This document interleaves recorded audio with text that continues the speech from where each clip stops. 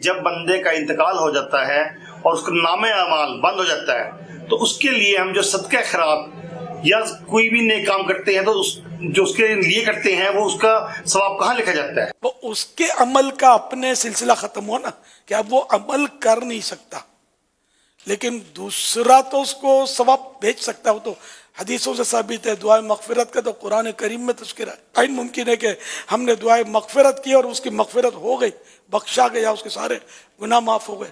اللہ کی رحمت بہت بڑی ہے. ایصال ثواب میں ثواب پہنچتا ہے.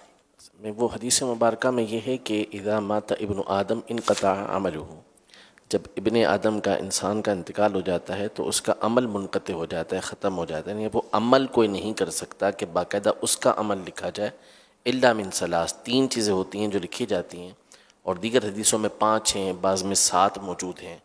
تو کوئی بھی نیک عمل ہو تو اس میں سے یہ ایک جو آپ نے ارشاد فرمایا دعائے مغفرت کے حوالے سے، کہ ایک تو من علم ينتفع به، علم ہوتا ہے جس سے فائدہ اٹھایا جاتا ہے، یا وہ صدقہ ہوتا ہے جو صدقہ جاریہ ہوتا ہے، وہ بعد میں اس کا ثواب پہنچتا رہتا ہے، یا وہ نیک اولاد چھوڑتا ہے جو اس کے لیے استغفار کرتی رہتی ہے، تو ان کا ثواب اس کو پہنچتا رہتا ہے. تو نامہ اعمال اس معنی میں بند ہوتا ہے کہ اب وہ خود سے کوئی عمل نہیں کر سکتا، لیکن اگر اس کے لیے کوئی دوسرا عمل کرتا ہے یا اس نے کوئی ایسا نیک عمل کیا ہوا ہے جس کا ثواب بعد میں بھی اسے پہنچ رہا ہے، تو وہ اس کے نامہ اعمال میں لکھا جاتا رہتا ہے.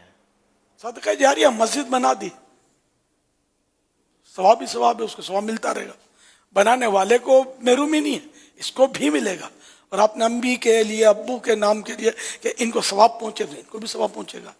ساری امت کے نام پر آپ نے کر دیا اس کو کہ سب کو ثواب ملے، ساری امت کو اس کا ثواب پہنچے گا.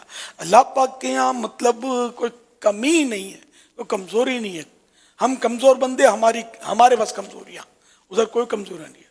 اس کا تو ایک مبارک نام ہے قوی. یہاں قوی سے مراد سب سے بڑھ کر طاقتور. ساری دنیا یہاں جتنی مخلوق پہلے تھی اور آخر تک آئے گی، وہ سب مل کر بھی اللہ پاک کے مقابلے پر نہیں آ سکتی. کوئی اللہ پاک جتنی طاقت رکھتا ہی نہیں ہے. اور جس کو بھی طاقت ملی ہے تو اس کو اللہ کے دیے سے ملی ہے. وہ تو خود بخود قوی ہے.